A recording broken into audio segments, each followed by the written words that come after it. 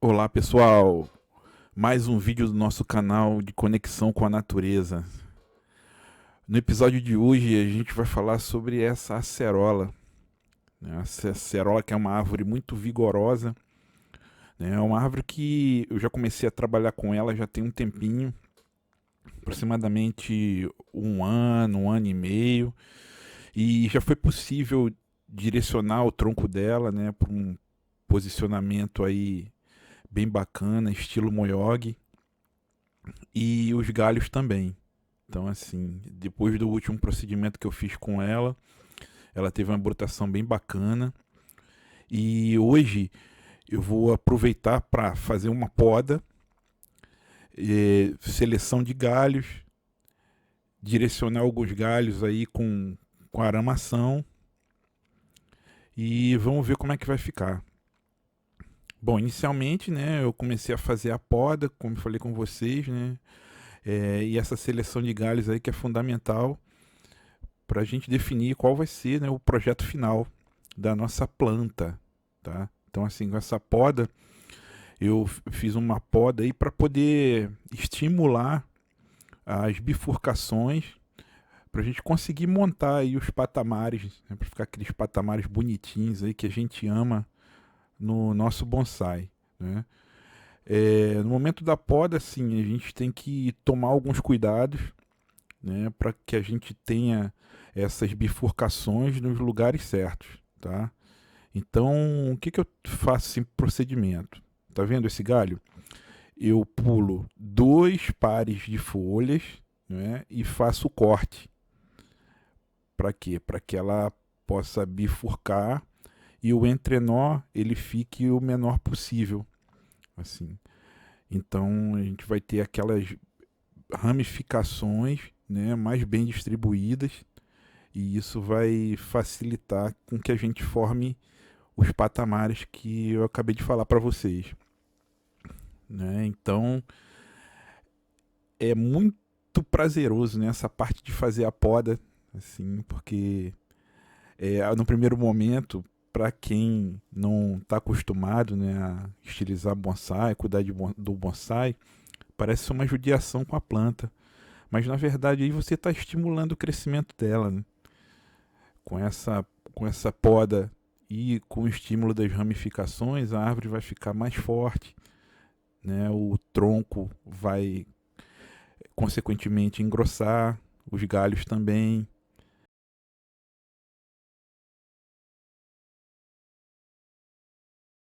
Outro detalhe que é muito importante é quando você fizer a poda, né, cortar nos entrenós, você deixe sempre uma pontinha, né? Nunca corta rente a folha. Você tem que sempre deixar essa pontinha, por quê? Porque se tiver uma retração de seiva, ela tende a secar as folhas que ficam. Então, se você deixa esse espacinho, a retração de seiva, ela não vai atingir as folhas e, consequentemente, essas folhas não vão secar. E aí a gente vai ter essa bifurcação bonita que a gente está esperando.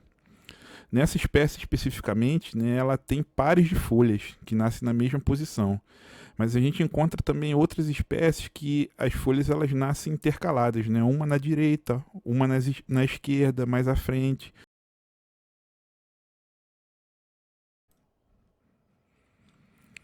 Bom, e aí permanece, né? Eu permaneço fazendo essa poda, essa seleção de galhos, né? E, e isso vai clarificando, né, o projeto, vai clarificando o que eu tenho que fazer com a planta, né? Quais os movimentos são mais interessantes. E justamente eu tenho que privilegiar esses movimentos. Então, com essa abertura, né, com a diminuição da quantidade de galhos na planta e a diminuição de folhas, eu consigo ver isso melhor. Por exemplo, essa folha. Essa folha é uma folha que está fora do padrão, né? Uma folha que está bem grande, né? Mais à frente eu vou fazer um vídeo falando na questão da como reduzir o tamanho da folha. Então você vê tem uma folha ali bem menor, né, que é a folha bem mais proporcional ao tamanho dessa planta. Então, o que que eu vou fazer, né? Vou retirar todas essas folhas que estão com esse tamanho maior, tá? E as folhas também que nascem bem na junção do galho com o tronco. Essas folhas são chamadas de folhas axilares. Eu vou fazer a retirada delas, né? E isso vai ajudar com que eu veja muito melhor, né? Enxergue muito melhor qual é a posição do galho, qual é a posição do tronco e qual é o movimento que eu vou ter que estimular a planta a fazer para que o nosso projeto fique como a gente quer.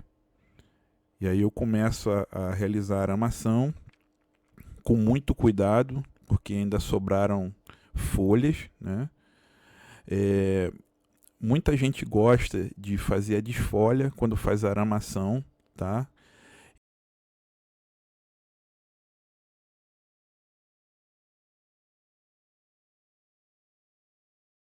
Porém, agora eu optei por não realizar, né, a desfolha. Para quê? Para diminuir o estresse da planta mesmo, porque como a gente está em janeiro, está muito calor, né? Eu quero evitar aí ao máximo estressar a planta. Então eu vou deixar as folhas e vou fazer essa aramação cuidadosa, preservando aí a maior quantidade possível de folhas.